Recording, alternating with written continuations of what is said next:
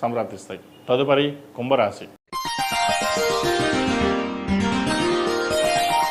కుంభరాశి వారికి ఈ వారం మిశ్రమ ఫలితాలు గోచరిస్తున్నాయి. వృత్తి ఉద్యోగాల పరంగా అనుకున్న స్థాయిని చేరుకోగలుగుతారు. వ్యాపారాభివృద్ధి కూడా చక్కగా ఉంటుంది. ఆరోగ్యం మటుకి ఇబ్బంది పెడుతుంది. గాయనికి సంబంధించి ఆడవారికి, మగవారికి అయితే స్పైన్కి సంబంధించి మోకాలు నొప్పులు, అసిడిటీ, ఇండైజెషన్ ఇటువంటి ఇబ్బంది పెట్టే విధంగా గోచరిస్తుంది. ఆరోగ్యం పట్ల నిర్లక్ష్యం వహించకుండా జాగ్రత్త వహించాలి. చెడు సావాసాలకు దూరంగా ఉండడం, దుర్వ్యసనాలకి అలవాటు పడకుండా ఉండడం చెప్పదగినది. డబ్బు విషయంలో సాధ్యమైనంత వరకు సేవింగ్స్ రూపేణా వెళ్ళాలి. ఏలినాడు శని నడుస్తోంది. శని ద్వితీయంలో వీళ్ళు చక్కగా ఉన్నా కూడా వచ్చిన అవకాశాలని చేజార్చుకోవడం అనేది జరుగుతుంది. బంధుమిత్రులతోటి సఖ్యత ఏర్పడదు. మనకెందుకో, నాకు నేనుగానే ఉంటాను, నాకు ఎవరు అవసరం లేదు అనే భావన ఏర్పడుతుంది. అటువంటి విషయాలకి దూరంగా ఉండి సహోద్యోగులు కావచ్చు, బంధుమిత్రులతో కావచ్చు ఆనందంగా గడపడానికి ప్రయత్నం చేయండి. అదేవిధంగా విద్యార్థులకు విదేశాలకు వెళ్ళాలనుకునే వారికి మంచి అవకాశాలు కలిసి వస్తాయి. విద్య మీద శ్రద్ధ పెరుగుతుంది. మనం ఏదో సాధించాలి అనే తపన పెరుగుతుంది. ఇది మంచి తరం అని చెప్పచ్చు. మీ పట్ల తల్లిదండ్రులు సంతోషం వ్యక్తపరుస్తారు. మనం ఎలాగో చదువుకోలేదు, కానీ పిల్లలన్నా బాగా చదివించాలి, మంచి ప్రయోజకం చేయాలన్న తపన ఏర్పడుతుంది. ఏం చేసినా వాళ్ళ కోసమే కదా అనే భావన ఉంటుంది. అయితే అందరికీ కాదండి, కొంతమంది సంతానం మటుకి వారి మాట వినకపోవడం, చెడు వ్యసనాలకి బానిస అవ్వడం, ఎదురు సమాధానం చెప్పడం ఇటువంటివి జరుగుతాయి.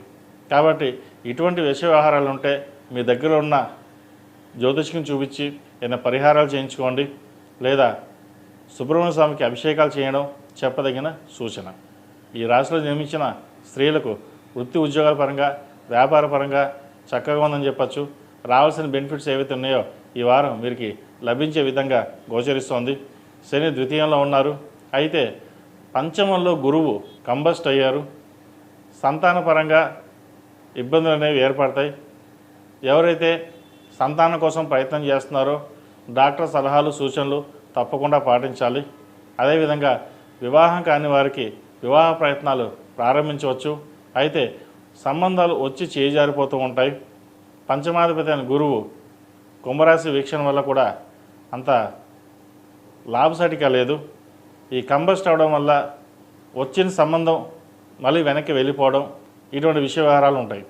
అదేవిధంగా ప్రేమ వివాహాలకు సంబంధించిన విషయ వ్యవహారాలు చాలా జాగ్రత్తగా ఉండాలి. ఏదైనా సరే పెద్దవాళ్ళ నిర్ణయాలకి అడ్డు చెప్పకుండా వారు చెప్పిన విధంగా నడుచుకోవడం అనేది చెప్పదగిన సూచన. ఇది అందరికీ కాదండి, కొంతమంది మటుకే. ఈ రాశిలో జన్మించిన వారు 8 శనివారాల శనికి తైలాభిషేకం చేయడం, అఘోర పశుపతి హోమం చేయించడం చెప్పదగిన సూచన.